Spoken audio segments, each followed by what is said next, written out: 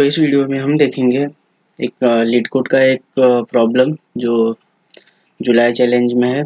Present cell after and days problem क्या है? There is an 8 present cell in a row which are which can be vacant or occupied. If it is occupied it will be 1, if it is vacant it will be 0. Okay, after every day it will keep on changing.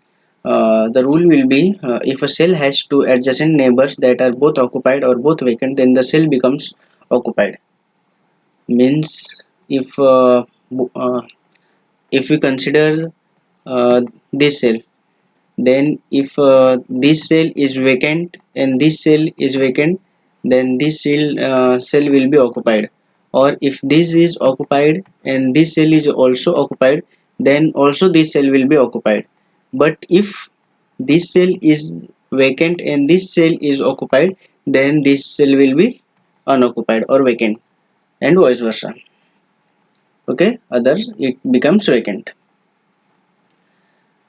तो शुरू start में कुछ vacant रहेंगे, कुछ occupied रहेंगे जो given होगा। Like input 0 1 0 1 0 1 0 0 1 ऐसे एक इनपुट दिया रहेगा। तो after every day it will keep on changing.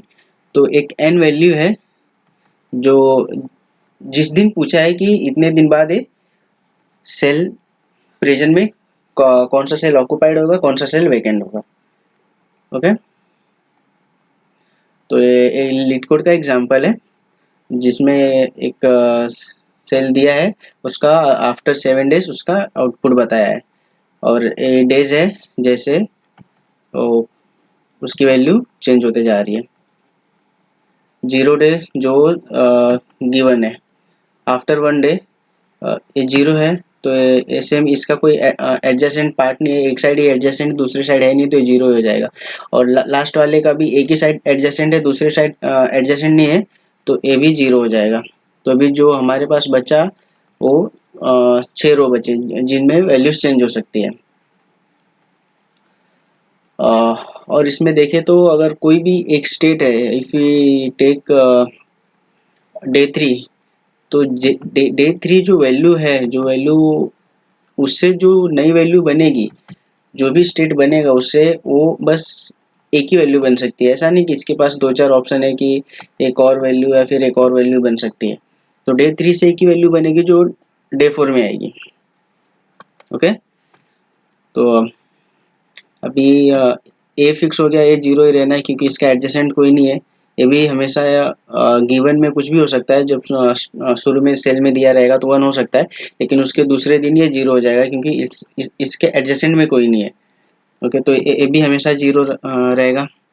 अब जो ये 6 रो बचे ये चेंज होते रहेंगे, तो इनकी वैल्यू क्या हो सकती है? या तो 0 या 1 हो सकती है ये 6 के लिए। तो टोटल 6 है, तो टोटल पॉसिबिलिटी क्या बनेगी जो इनकी हो सकती है? वो कितने पॉसिबिलिटी बनेंगे? वो होगा 2 to the power 6। Okay, which is, तो अभी ऐसा नहीं है कि 64 सब के सब एक्सेप्ट होंगे, इसमें से कुछ रिजेक्ट हो जाएंगे। जैसे कि एक छोटा एग्जांपल लेके देखते हैं। अगर ये 6 है, अगर सेल बस दो ही होता, अगर 2 सेल होता और उसके बाजू में ऐसा 0 0 पहले से फॉर एग्जांपल अगर वेकेंट होते और अपने पास ऐसे दो पोजीशन होते जिनके बारे में हमें बताना होता, तो 2 पोजीशन होते तो कितने बन सकते थे? 2 to the power 2, 4 पॉसिबिलिटी बनती जिसमें हो सकते थे जिसके दोनों साइड वेकेंट है। ओके, तो अगर इसमें देखें तो ए भी वेकेंट है, ए भी वेकेंट है, तो यहाँ पे 1 होना चाहिए। लेकिन अगर दो के कॉम्बिनेशन देखो तो क्या हो सकते हैं? 0 0 0 1 1 0 1 1। तो इसके लिए अगर देखें तो ए 0 है, ए 0 है, तो यहाँ पे 1 होना चाहिए, पर ए 0 है, तो ए केस फुलफिल नहीं हो रहा है। अगर इसके लिए देखो तो यहाँ पे 0 है, यहाँ पे 1 है, तो बीच में ए 0 आ रहा है, और यहाँ पे भी जब 0 कंसिडर करेंगे तो ए 0 0 ए 1 हो रहा है, मतलब ए केस करेक्ट है, इस सेटिस्फाई कर रहा है, इसको कंसिडर करेंगे। और फिर इसको भी कंसिडर करेंगे, यहाँ 0 हो जाएगा, तो और ए केस फेल हो रहा है। इसको नहीं कंसिडर करेंगे क्योंकि ये 0 और 1 और ये 0 होना चाहिए 1 है, तो ये केस भी फेल हो रहा है। तो यहाँ पे 4 केस लिए, उसमें से बस 2 केस ही फुलफिल हुआ है, उसको ही कंसिडर करेंगे, बाकी को कंसिडर नहीं कर रहे। तो जब यहाँ पे सभी टोटल 64 केसेस बनेंगे जिसमें से कुछ केस ही कंसिडर करेंगे। अब जो केस कंसिडर करेंगे वो अगर आप 64 केस बनाओगे तो उसमें आपको दिखेगा कि बस 14 केस ही कंसिडर हो रहे हैं। 14 केस ही है जिनको हमें कंसिडर करना चाहिए, बाकी कंसिडर नहीं होंगे। ओके, क्योंकि अगर 14 केस, अगर इसके भी 14 केस आप बनाते हो डे 7 के बाद, अगर आप खुद से इसका डे 8 डे 9 बनाते हो, तो जब डे 14 के बाद जब डे 15 बनाओगे तो फर्स्ट वाला फिर से डे 15 के साथ रिपीट कर जाएगा। जो डे 15 बनेगा उसके साथ ही रिपीट कर जाएगा। ओके, और अगर तो 0 ही बनाते हो और 0 0 1 ये भी 0 रहेगा, 0 1 ये भी 0 रहेगा। ओके, तो अगर डे 8 का बनाते हैं तो ये बनेगा डे 8 का। जो अगर इसको ध्यान से देखें तो जो डे 1 का रिवर्स है, अगर डे 1 को रिवर्स करें तो 0 0 1 1, यहाँ से रिवर्स करें तो 0 1 1, फिर ऑल 0, यहाँ पे भी फिर बाकी सब 0। तो जो डे 8 है वो डे 1 का रिवर्स है। जो डे 9 बनेगा अगर आप बनाओगे तो वो डे 2 का रिवर्स होएगा। डे 10 जो बनेगा वो डे 3 का रिवर्स होएगा। ऐसे करते करते जो डे 14 बनेगा वो डे 7 का रिवर्स होगा, और जब डे 15 बनेगा वो फिर से 1 को रिजेंबल कर देगा, फिर से सेम 1 जैसा ही बनेगा। अगर आप चाहिए तो 15 केसेस बना के देखो, वो फिर से फर्स्ट वाले से सेम हो जाएगा। ओके, तो हम क्या कर सकते हैं इसको सॉल्व करने के लिए, अगर हम बेसिक से सॉल्व करें, अगर हम बेसिक से सॉल्व करें तो क्या करना पड़ेगा। ये इनपुट है और एक एंड एज दिया है जिसके बाद हमें बताना है। तो हम क्या करेंगे, ऐसे 0 1 2 3 ऐसे बार बार अलग हर डे को देखते जाएंगे और ऐसे ही इस लिस्ट को अपडेट करते जाएंगे।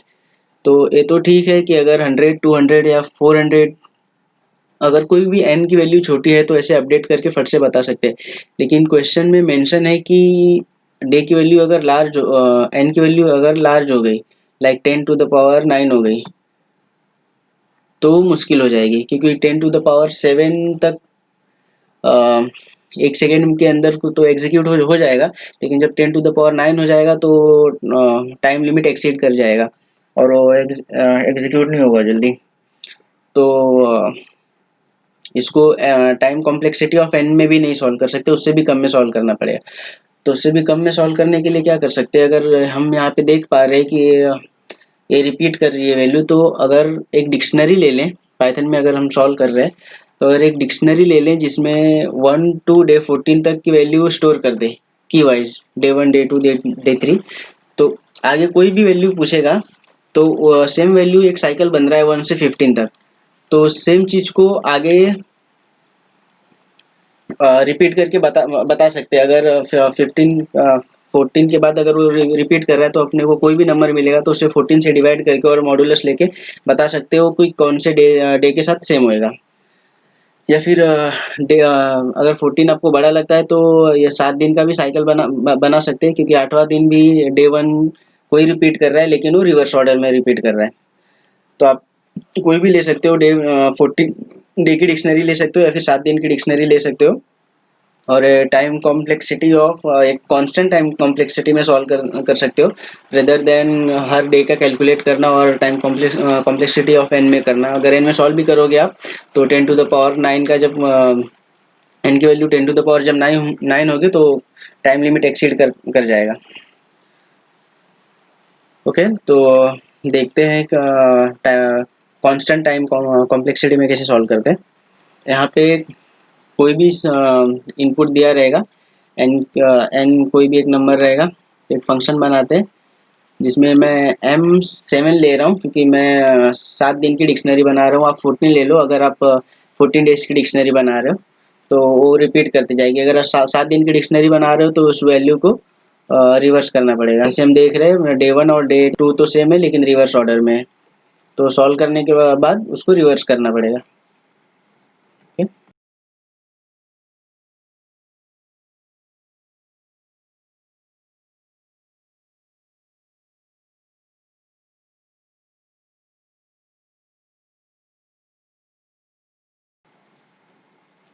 तो एक एम्प्टी डिक्शनरी ले लिया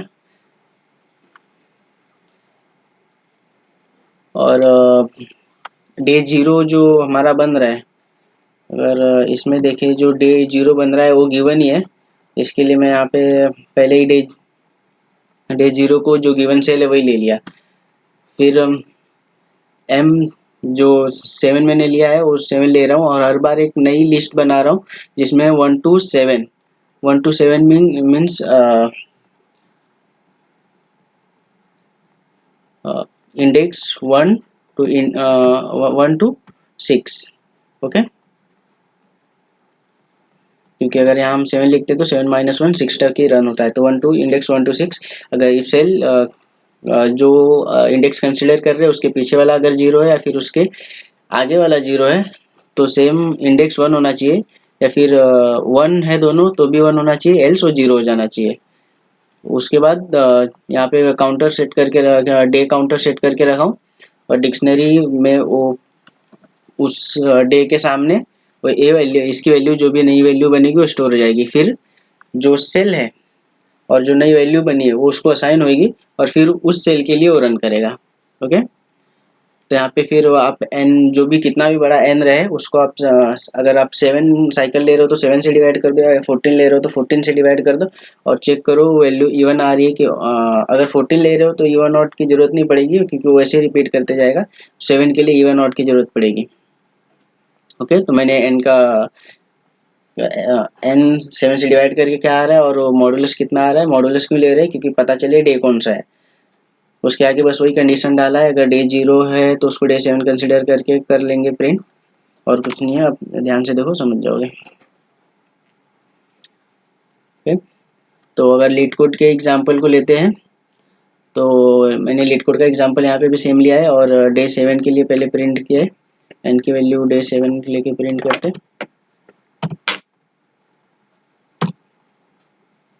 ओके, डे 8 लेके एक बार प्रिंट करके देखते हैं रिपीट हो रही है कि नहीं। डे 8, ओके, क्या डे 8 की वैल्यू यहाँ पे आई थी हमारी और वो 1 से रिवर्स हो रही थी।